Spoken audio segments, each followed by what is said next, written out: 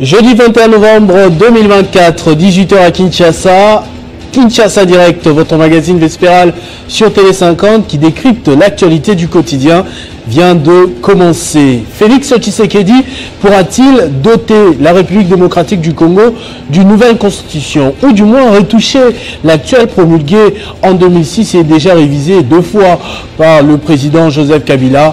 L'on aura la réponse peut-être d'ici l'année prochaine, mais hier, vous l'avez suivi, une grande partie de l'opposition, un rassemblement inédit, s'est opposé fortement à cela au centre interdiocésain. Ce n'est pas anodin comme cadre sous les auspices de l'église catholique. Nous allons en parler avec un des délégués qui était dans la salle, M. Jean-Baptiste Kassekwa, pour le compte de Martin Fayoulou, ce soir dans Kinshasa Direct. Nous parlerons également d'un dossier de détournement. On nous parle au niveau de la province de Chuapa. Il y a de l'argent qui a été déboursé pour des travaux, mais qui a été volatilisé. Le pasteur Dalo le disait encore hier en plein Bunda 21.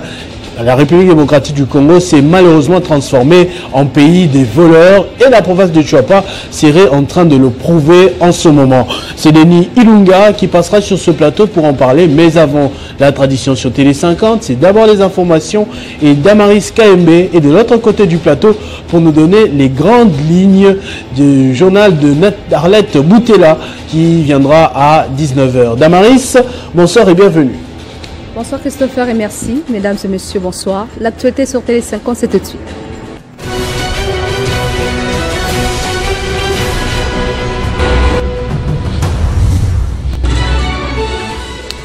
Comme on pouvait s'y attendre, la sortie médiatique musclée de l'opposition ce jeudi a suscité énormément de réactions au sein de la classe politique.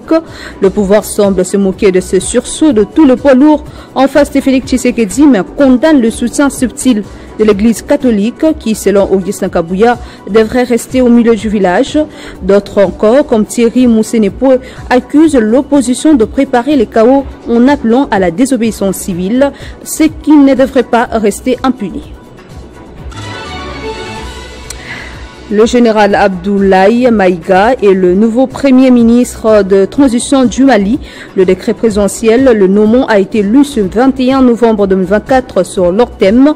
La télévision d'État, la veille, le Malien avait appris de la même manière la révocation de Chorgueil Maïga et de tout son gouvernement, révocation à laquelle il a réagi de manière offensive dans la nuit sur les réseaux sociaux. Après quelques jours de flottement, le rythme s'accélère. La nomination du général Abdoulaye Maïga était attendue.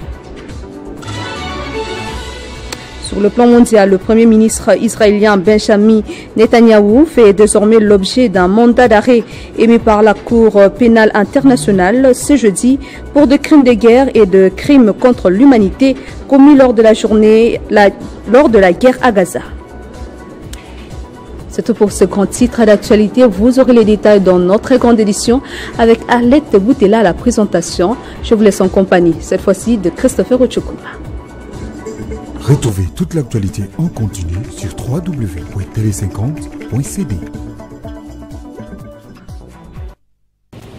Merci beaucoup Damaris KMB pour ces grandes lignes, comme je disais tout à l'heure, du grand journal que vous suivrez à 19h avec Arlette Boutella. Kinshasa Direct va commencer avec le tout premier dossier du soir. Monsieur Jean-Baptiste Kassekwa, qui est dans nos couloirs, va répondre à nos questions sur le grand rassemblement de l'opposition hier.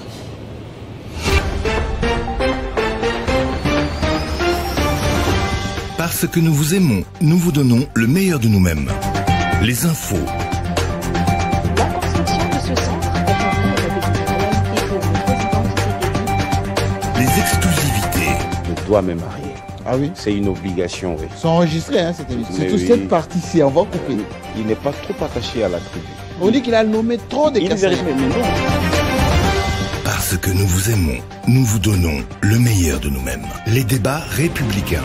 Comment contrer le Congo? Non mais il faut... Alors vous n'avez pas dit cette loi-là? Les reportages choc. Ceci s'appelle lithium. Les magazines.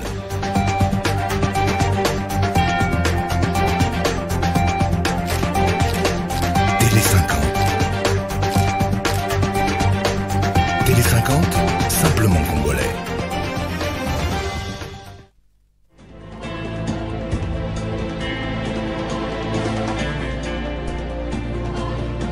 Télé 50, la seule chaîne qui incarne la République démocratique du Congo.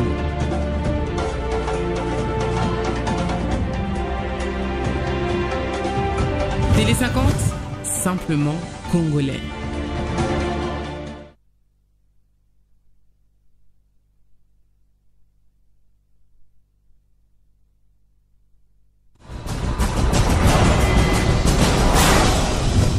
C'est sur Télé 50 et nulle part ailleurs.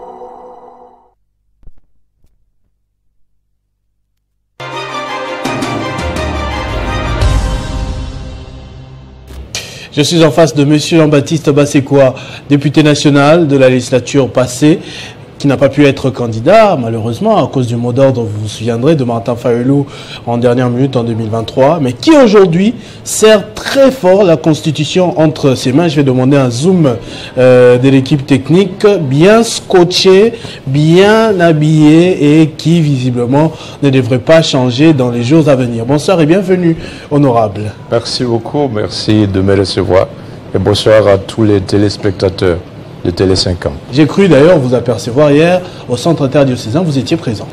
Je ne pouvais pas manquer ce grand rendez-vous. Rendez-vous de tous les républicains. Rendez-vous de tous ceux qui sont conscients de l'histoire constitutionnelle de notre pays. Parce que la constitution de chaque pays a une histoire.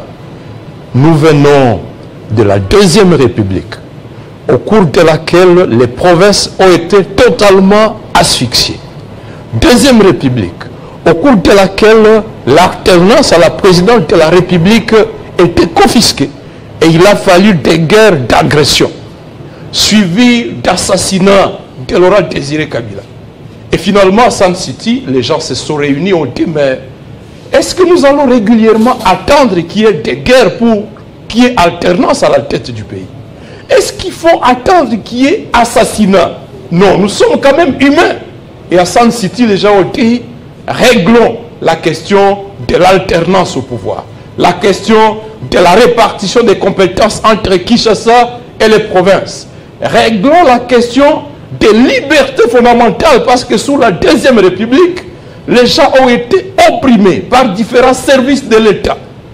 Il y a donc des acquis dans cette constitution. Et le 9 de ce mois, le 16, dans deux adresses, l'une à Kisangani, l'autre à Lubumbashi, Félix renie son serment. Félix Tshisekedi, le président de la République. Avant d'en arriver là, je suis un peu curieux de savoir, comme vous étiez présent au centre interdiocésain, comment vous vous êtes senti assis à côté des gens que vous avez attaqués, vilipendés, presque insultés il y a encore à peine quelques années, 5, 4, 6 ans, notamment Emmanuel Ramazani Chadari, Joseph Kokoniangi, Obaminaku et les autres. Donc aujourd'hui, vous êtes prêts même à pactiser avec ceux que vous considérez autrefois le diable pour que la Constitution ne soit pas changée.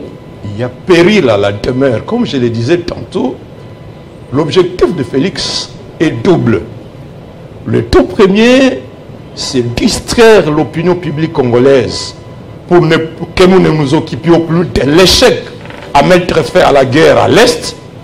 Deuxième objectif, c'est revenir à un système de présidence à vie, c'est-à-dire il veut faire sauter le verrou de l'article 220 qui limite le mandat du président de la République à 2, nous ramener donc à ce système de présidence à vie. Et donc il y a péril, il était impérieux que, parce que la maison prend feu, la maison Congo, que nous puissions taire tout ce qui nous divise et que nous fassions un front commun pour dire non au changement de la Constitution, non à une présidence à vie pour Félix ou pour qui que ce soit en RDC, non au changement de la Constitution. Et donc, c'est important. Nous savons tout ce qui nous a divisés, tout ce qui nous divise, mais au regard du péril, il est important que nous puissions mettre tout cela de côté. Mais pour vous, les partisans de Martin Fayulu, on va dire, bon, ses lieutenants, ses collaborateurs, c'est quand même un virage à 190 degrés. On se rappelle qu'il y a à peine 1, 2, 3 mois ici, vous étiez sur le front pour appeler au dialogue avec ce Félix Tshisekedi. Mais nous étions en train d'appeler toutes les forces politiques et sociales à la cohésion nationale. Quelle était la motivation?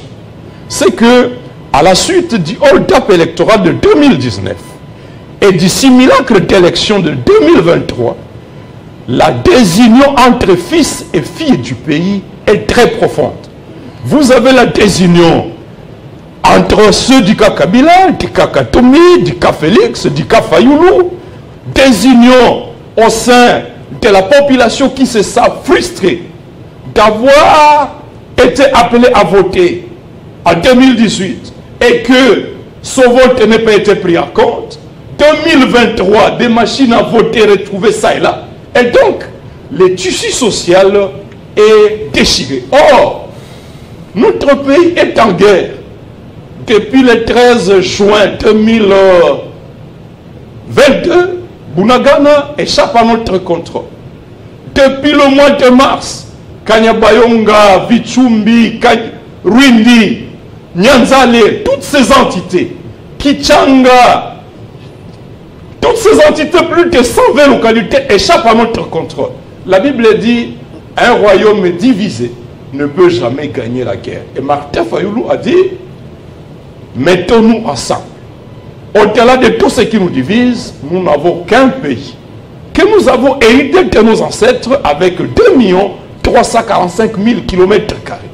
Aujourd'hui, le Nord Kivu ne reste qu'avec la ville de Goma, de Butembo et de Beni. C'est sur ces 3 villes que l'état de siège s'exerce. Le reste du territoire est sous le contrôle des forces d'occupation. Est-ce que nous pouvons continuer à faire comme si de rien n'était? Et plus encore, Martin Fayoulou voit l'allure que prend Félix de caporaliser à nouveau la CENI, la Cour constitutionnelle et tout le processus électoral vers 2028, ce qui va justifier le recours à la force par plusieurs autres acteurs congolais qui ne vont pas les laisser faire. Et donc, la République est exposée à un danger beaucoup plus grand d'ici 2028 que ce que nous sommes en train de vivre aujourd'hui. Donc, Félix Tshisekedi est plus dangereux que le Rwanda. En tout cas, Félix fait les jeux du Rwanda. Et même dans cette initiative d'appel au changement de la Constitution, comme je le disais tantôt, en fait, il détourne l'opinion congolaise de la grave menace de balkanisation, de la guerre, pour que désormais nous ne parlions que des changements de constitution. Il veut détourner notre attention de l'échec à libérer notre pays, mais plus grave, dans son adresse de Lubumbashi, il qualifie la constitution de lambeaux. Il dit, il parle de ces lambeaux de constitution, ce sont des mots forts. Il dit qu'il y a des dispositions qui représentent une ignominie dans la constitution. L'article 217. Et là, il parle de l'article 217. Pour lui, cet article consacre pratiquement la vente de notre souveraineté, la vente de certains territoires. 2 hypothèses. Parce que, je sais, Félix n'est pas si moins intelligent pour ne pas comprendre que, en fait, l'article 217 est différent de l'article 214. C'est à l'article 214 qu'il est dit que aucun millimètre de notre territoire ne peut être cédé sans que le peuple congolais ait été consulté par référendum. Et que l'article 217 parle des prérogatives de la coopération internationale. Félix sait bien qu'il ne s'agit pas de la cession des terres à l'article 217. Et donc, 2 hypothèses. Soit Félix veut manipuler l'opinion, mentir au peuple congolais, et puis comme Kagame pour justifier l'agression, brandit l'argument des FDLR, et Félix ici, pour cacher, déchirer la constitution, il a changé, il a choisi cet article 217 comme un alibi pour effrayer les Congolais. Que sur pied de cet article, l'intégrité territoriale de la RDC est menacée au profit des pays étrangers. Et il sait que lorsqu'au Kivu, lorsque partout au Congo, lorsque vous parlez de menaces contre nos terres, eh bien, les Congolais sont prêts à tout. Donc, soit il choisit un discours de manipulation de l'opinion, et puis comme Hitler l'avait fait en Europe.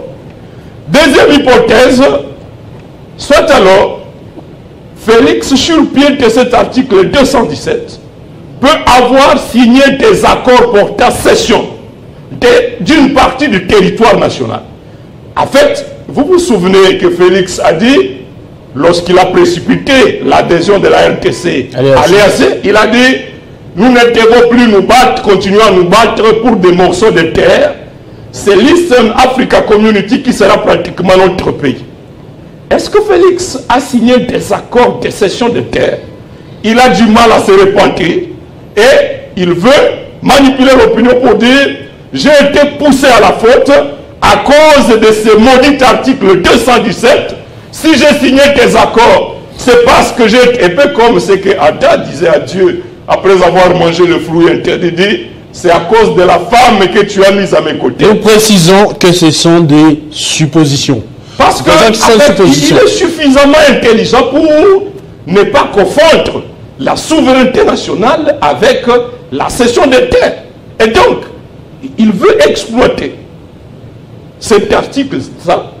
Donc, disais-je, pour mobiliser l'opinion, effrayer le peuple congolais, et des deux, peut-être pour cacher quelque chose, mais les forces réunies hier ont fait l'analyse minutieuse de ces deux adresses.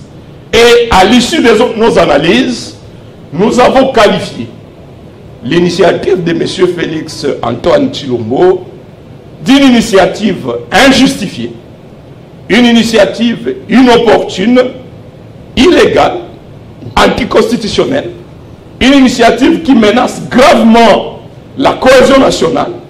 Nous l'avons qualifiée de haute trahison.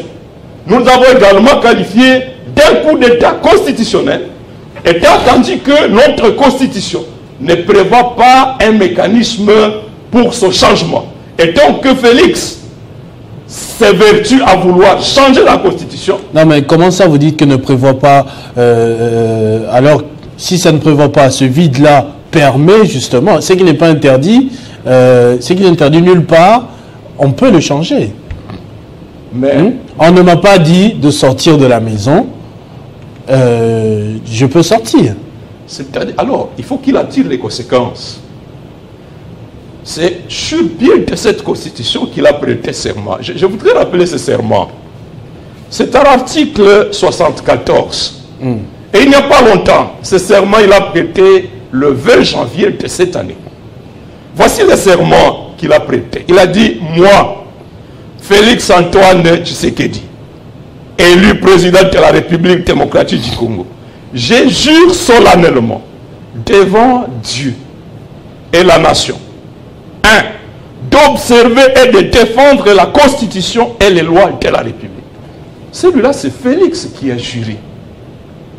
Et le 9 novembre de la même année, c'est-à-dire moins de 10 mois après, il qualifie la même Constitution de lambeaux de Constitution. Mais Félix Tshisekedi, on se souviendra que même pendant sa campagne électorale, il abordait déjà le sujet. Il a déjà donné quelques flashs, il avait déjà signifié ça. Lorsqu'il y avait ce débat passionné autour de père, de mère et tout ça, il a déjà quand même laissé entendre qu'il y avait quelques failles de la Constitution. Et d'ailleurs, il n'a pas été le seul. Il y a d'autres candidats à président de la République aussi, avec lesquels vous êtes aujourd'hui dans le même bateau, qui ont reconnu que, par exemple, les élections devraient revenir à 2 tours pour plus de légitimité.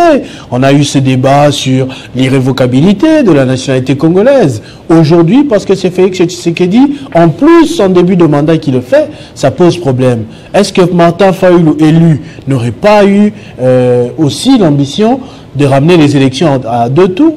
C'est là elle est passée par la modification. C'est stipulé dans notre projet de société, dans notre programme de gouvernement intitulé Manifeste de Kisangani, sur le plan des réformes institutionnelles. Nous avons prévu que nous allions ramener l'élection du président de la République à 2 tours. Ce qui implique une révision constitutionnelle. Est-ce que vous avez entendu M. Félix parler de ce point? Nous avons prévu, nous, renforcer l'autonomie des provinces. c'est-à-dire appliquer effectivement la retenue à la source de 40% pour booster le développement des provinces. Vous avez entendu, M. Félix. Mais vous l'accusez aussi de vouloir, de vouloir toucher l'article 220. Est-ce que vous l'avez entendu parler de cela? Il ne l'a pas dit non plus. Mais au contraire, on l'a entendu dire qu'il ne veut pas s'éterniser au pouvoir. Il veut juste doter le pays des instruments pour le mieux-être social de la population. Suivez la logique de son discours. Akisangani, il accuse la Constitution de l'avoir empêché de mettre à place le gouvernement souminois. Après quelques jours, le gouvernement a pris énormément de temps. Des savants congolais lui ont rappelé que son prédécesseur avait mis à place le gouvernement Mouzitou à moins de 12 jours, sur pied de la même constitution. Le gouvernement Matata à moins de 16 jours. D'autres gouvernements à moins à 20, 32 jours. Et que donc, le problème ne revient pas à la constitution. Surtout qu'il contrôle le Parlement à plus de 90%. La faute relève à lui et à sa majorité. Il ne peut pas imputer ça à la Constitution. Lorsqu'il a trouvé que cela ne tenait pas la route, il a brandi un autre alibi. Arrivé à Lubumbashi, il choisit maintenant l'article 217. Et là aussi, comme je venais de le dire tantôt, cet article ne tient pas la route. Mais en même temps, il dit, je vais mettre sur pied une commission qui va réfléchir autour d'une constitution, et cette commission va présenter ses conclusions au peuple à travers le Parlement, et du Parlement vers vous, le peuple, si cela s'avère nécessaire, et le peuple va décider si il va s'arrêter à la révision ou carrément changer de constitution. Non, nous ne sommes pas bêtes pour ne pas comprendre ce qui y est dit entre les lignes. Il veut procéder à un changement de constitution parce que notre constitution l'empêche de s'éterniser au pouvoir. L'article 220 est verrouillé. Il menace même l'autonomie des provinces. Il dit que les députés provinciaux déstabilisent les gouverneurs des provinces. Mais vous ne pouvez pas le nier. Ça, vous ne pouvez pas le nier quand même. On a souvent dénoncé des gouverneurs qui ont affaire à l'Assemblée provinciale tous les 2-3 mois, empêchés de travailler convenablement, contraints de les corrompre de gauche à droite. Tout le monde le sait. La corruption. Pourquoi vous ne parlez pas? Pourquoi il ne dissout pas le Parlement et dit le Parlement, l'Assemblée nationale interpelle le ministre et donc il ne veut plus que son gouvernement soit contrôlé, qu'il n'y ait plus de Parlement.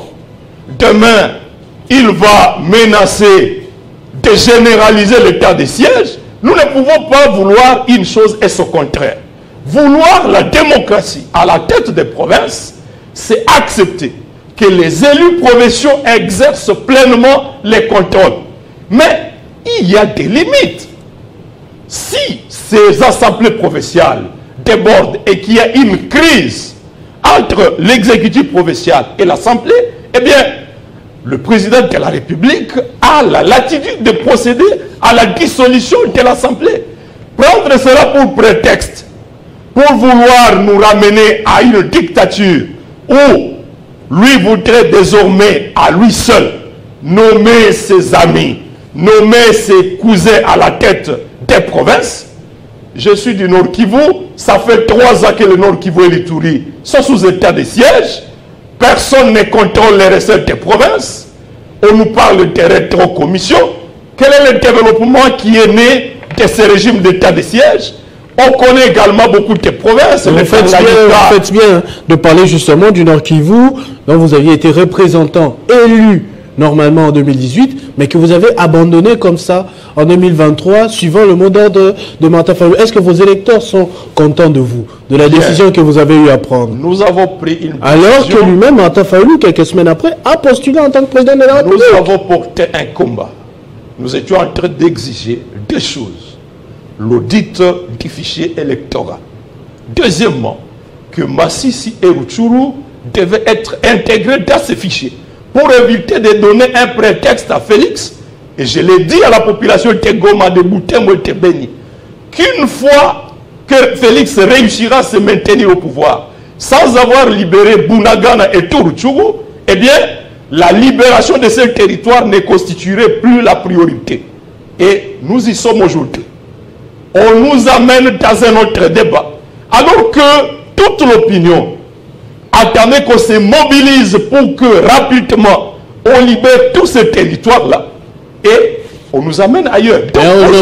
Aujourd'hui, vous les avez abandonnés. C'est à vous qu'ils avaient donné la parole. C'est vous, leur porte-étendard, leurs représentants. Vous avez décidé de ne plus postuler. Maintenant, ils vont se remettre à qui? Parce que vous dites que le président de la République est incapable de les sécuriser, est incapable de récupérer les territoires et tout le reste. Maintenant, ils font quoi aujourd'hui? Ils changent de pays? Vous avez quelle solution pour eux? La solution aujourd'hui... Ils dorment à la belle étoile, leurs enfants se font violer, ils défèquent là où ils posent la tête pour dormir, dans des conditions les plus inimaginables possibles. On voit ça jusqu'aux alentours de la ville de Goma. Et comme si cela ne suffisait pas, on exploite leur vulnérabilité pour leur faire signer des pétitions en vue de demander le changement de la Constitution. En contrepartie, on leur promet de leur apporter de l'assistance humanitaire. Ils vous ont dit ça? Je suis de Goma, j'étais là, j'ai des preuves, j'ai des vidéos. Ils ont été approchés pour signer les pétitions. Les porteurs de l'initiative, si, ils étaient au Kamugunga, ils étaient à Kanyaruchinya, promettre de l'assistance humanitaire contre signature pour la révision, le changement de la Constitution. Qui est à l'initiative? Vous avez des preuves? J'ai des vidéos, chers amis, je ne parle pas à l'air. C'est cynique, c'est criminel. Vous avez été incapable d'assurer la protection de ces populations, de leur garantir l'aide humanitaire, de leur garantir le retour chez eux. Et vous venez exploiter leur vulnérabilité. Et ça, avec Oussamana, comme citoyen congolais, j'ai l'obligation de m'élever. Raison pour laquelle j'étais au centre interdiocésain pour me joindre aux autres. Donc, je ne peux pas baisser les bras parce que je ne porte pas le mandat de député. Non. Avant d'être député, je suis citoyen congolais. Et l'article 64 impose à tout Congolais le devoir de mettre en échec tout individu ou groupe d'individus qui veut opérer ces coups d'État. Alors, il faut bien lire cet article 64-là parce que Félix Tshisekedi a dit que ceux qui vont déborder, eh bien, ils seront mis entre les mains de la justice. Il y a déjà vos collègues qui sont en prison. Cette Kikouni, hier, on a prononcé 3 ans et 950 000 francs d'amende à cause de propagation de faux bruits, entre autres. Vous, peut-être, après cette émission, si vous débordez les langages, on va vous cueillir aussi en bas, vous allez partir. Non. Vous n'avez pas peur? Nous avons lutté avec Félix et le slogan que feu Étienne Tshisekedi nous a laissé, c'était de dire que la victoire est au bout de la détermination, que nous devons bannir la peur. Nous n'avons que ce pays. Considère qu'aujourd'hui, Félix réussit ce putsch contre la Constitution et qu'il restaure une présidence à vie dans notre pays. Autrement dit, on dit, je ne quitterai le pouvoir. Les gens de l'IMET ont toujours dit qu'ils vont se maintenir au pouvoir jusqu'au retour de Jésus. S'ils étaient en train de répondre aux besoins fondamentaux du peuple congolais et que par des élections libres et transparentes, ils gagnent le suffrage du peuple, ok, il n'y a pas de problème. Mais le bilan est désastreux. Même la régulation de la circulation routière à Kinshasa pose problème. L'entretien de la voirie de Kinshasa est au point mort. Et face à ces bilans désastreux, vous choisissez la voie de changement de la Constitution pour vous maintenir au pouvoir. Autrement dit, vous voulez dire, j'y suis et j'y reste. Oyazana Makasi, Aya Kolongolanga, par la force. Est-ce qu'il n'a pas raison de le dire parce que en décembre, il est allé aux élections contre vous et il vous a fait manger la poussière, plus de 70%, où que vous soyez. Martin Fayulu a perdu sa place de 2e à 3e. Donc personne ne l'a approché même de 40 ou 30%. Donc il doit être fier, il se dit qu'il a la population partout. Non. Félix, je le vois de temps en temps aller à l'église. Certainement que sa conscience l'interpelle. J'ai suivi, je félicite son pasteur Roland Tallo hier, qui finalement lui-même a craqué pour exprimer son désarroi face à ce que l'on fait de notre pays désormais une république des voleurs, une caverne des voleurs. Et lui, comme pasteur, comprend, si Jésus était là, il allait prendre des fouets pour chasser tout le monde. Et le pasteur voudrait bien le faire comme ministre de Jésus. Et donc, Félix, il a une conscience. Il sait pourquoi les machines à voter ont été distribuées ça et là. Il sait pourquoi le vote s'est étendu du 20 au 27, du jamais vu dans notre pays. Et donc, on a fabriqué des résultats à la soviétique. Et ça, il ne peut pas en être fier. Ça renforce la désunion nationale. Nous devons corriger ça. Désolé, mais en tant que reporter, j'ai quand même le droit de porter à votre connaissance que nous étions à Kinshasa, nous avons fait le tour des bureaux. Alors, Rudy Matouda d'ailleurs est avec moi là au plateau. On a vraiment entendu le nom de Félix Tshisekedi comme choix, plus que tout autre, que pour la situation de Kinshasa, sans aller même en province. C'est vrai que Kinshasa, c'est un peu le miroir de la République, mais ici, tous les électeurs avaient le nom du président de la République dans la bouche. Il avait le droit de battre campagne, il avait le droit de solliciter le suffrage des Congolais, mais de manière transparente.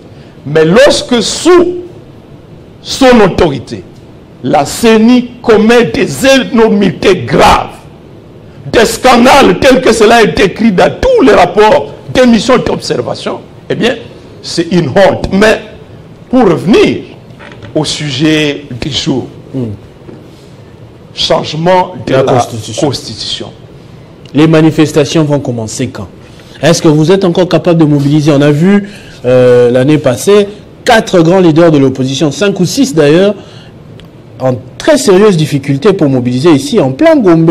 Il y avait à peine 200 personnes selon les images. Étouffés, gaz lacrymogène. N'allez pas loin. Le 31 août dernier, Martin Fayoulou est revenu des États-Unis et il a appelé à un meeting pour la cohésion nationale. Vous avez vu la forte mobilisation qu'il y a eu. Et donc, la mobilisation, les manifestations seront lancées.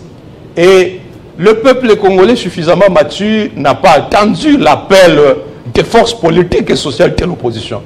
À Goma, lors du festival Amani, vous avez suivi l'appel des musiciens patriotes congolais pour dire pas de changement de constitution. Le président de la République dit qu'ils sont influencés par des officines étrangères. Les jeunes gens, le dimanche qui a suivi, dimanche dernier, à la messe, à la cathédrale de Goma, les jeunes gens sont partis brandir les pancartes pour inviter les évêques à amener M. Félix à abandonner ce projet dangereux de changement de constitution. On en a arrêté une dizaine, Dieu merci, ils ont été libérés. La CENCO s'est prononcée. Beaucoup de mouvements citoyens, vous avez suivi avant-hier la lutte dans toutes les grandes villes de la République. Donc, le peuple congolais connaît son histoire et n'est pas prêt à accepter qu'on nous ramène sous les années sombres de la dictature de Mobutu. Parce que, avec les menaces proférées par Félix Tshisekedi, même à l'endroit des ministres de Dieu, je crains que nous soyons en train de nous diriger dans une conduite, dans une dictature pire que celle de Mobutu, mais malheureusement, c'est trop tard. Le peuple congolais était totalement attaché à la liberté, attaché à l'expérience de l'alternance au pouvoir. Nous sommes en train de nous battre pour que désormais les élections se fassent de manière transparente et que l'exercice du pouvoir se fasse pour le bien-être du peuple congolais. Que l'on nous ramène aujourd'hui avec un projet de président Savi comme aux années 1970, 1980, Feu Etienne Tshisekedi nous a appris la résistance. Personnellement, si j'ai appris à m'engager dans la lutte politique, c'est parce que j'étais admiratif de Feu Etienne Tshisekedi. De voir comment par ce courage... Il ne voulait pas de cette constitution à l'époque. Hein. Il a fait déchirer les cartes d'électeurs au stade 20 mai, là. Wapikat, Tombola, Kata et tout ça. Mais là, c'est le passé. Mais ici, pour ce qui est de Félix, non seulement il a prêté serment d'observer et de respecter la Constitution, mais c'est sur base de cet article qu'il a nommé M. Augustin Kabouya informateur. Et Kabouya a dit la Constitution sur pied de laquelle il a été nommé est une malédiction. C'est sur base de cette Constitution que Félix a qualifié de l'empreinte de Constitution que Félix a nommé Mme Souminois comme Premier ministre. Et Souminois dit que l'article 89 de cette Constitution prévoit la révision. Elle était en train de parler de l'article 89 de la Constitution française. On se pose la question comment Premier ministre de son État et peut mieux maîtriser les dispositions de la Constitution française que celles de la Constitution congolaise. C'est sur base de cette Constitution que Félix a nommé les membres de son gouvernement. Et du jour au lendemain, il fait un parjure. Il déchire carrément cette Constitution. Et nous allons croiser le bras. Non, nous allons nous lever pour défendre les valeurs de cette Constitution, parce que le nouvel ordre établi, le nouvel ordre institutionnel établi dans cette Constitution est le résultat des travaux de Sanchiti, où toutes les forces politiques se sont mises d'accord afin de faire sortir notre pays de la guerre meurtrière qu'il avait déchirée de 1998 à 2003.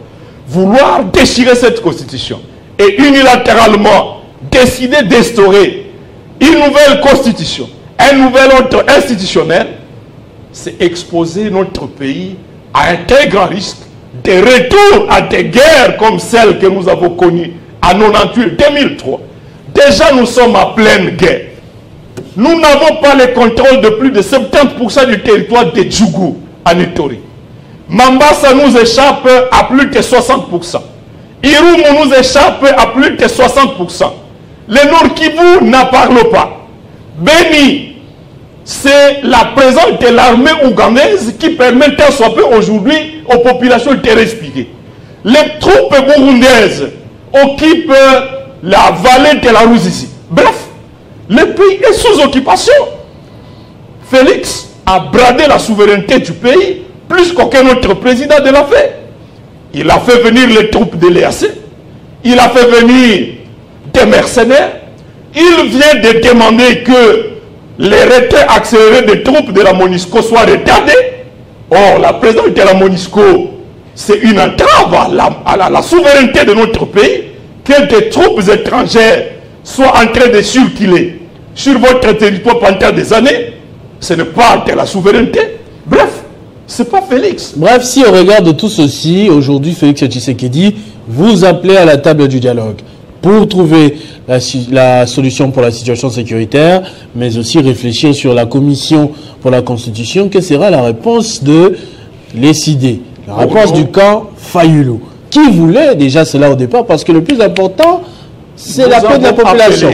À la cohésion nationale, pour qu'ensemble, nous puissions rapidement libérer notre pays, examiner ensemble des dispositions qui ne permettent pas à nos forces de défense et de sécurité de libérer Bunagana, de libérer Tulituri, de libérer même le Kwamut et le Maindombe. Le pays n'est plus sous notre contrôle. Et ça, pour nous, ça exige un état des lieux sérieux. Et que tes fils et filles du pays se regardent droit dans les yeux pour savoir qu'est-ce qui ne va pas. Nous avons dit cohésion nationale pour que l'on prenne des dispositions à vue des réformes institutionnelles afin que les processus électoraux vers 2028 ne plongent pas notre pays dans une insécurité à une vitesse exponentielle, parce que déjà le déchirement du pays est à un stade très très élevé. Mais au lieu d'écouter ces appels à la raison, Félix décide de passer outre. Ils ont un agenda depuis longtemps. Ils avaient commencé à lancer dans l'opinion des vidéos pour tordre l'interprétation de cet article 217. Et à peine qu'il s'est maintenu au pouvoir, 2024, la toute première année de son deuxième mandat usurpé, c'est ce chantier-là qu'il lance, comme pour dire, ceux qui occupent l'est de la RDC, occupez-vous de ce territoire, moi je vais employer les Congolais avec mon projet de changement de constitution, ça, nous nous sommes mis debout par notre déclaration et je vous informe d'ici là, les forces politiques sociales vont... C'est comme ça que vous allez vous appeler? Ce sont des forces politiques et sociales qui se sont réunies. Ah, c'est pas... ça n'a rien de formel. Vous avez signé quoi hier? Je voyais nous les gens avons signé une déclaration. Ah, c'était juste la déclaration. Il n'y a pas de charte, il n'y a pas de logo, il n'y a pas de bureau, de drapeau. La plateforme électorale, c'est une déclaration commune parce que nous sommes tous contre la dictature, nous sommes tous contre le changement de la Constitution et nous avons décidé de mettre nos efforts ensemble. Donc d'ici là, nous allons saisir, nous allons adresser des lettres d'information à qui de droit pour annoncer une série de manifestations.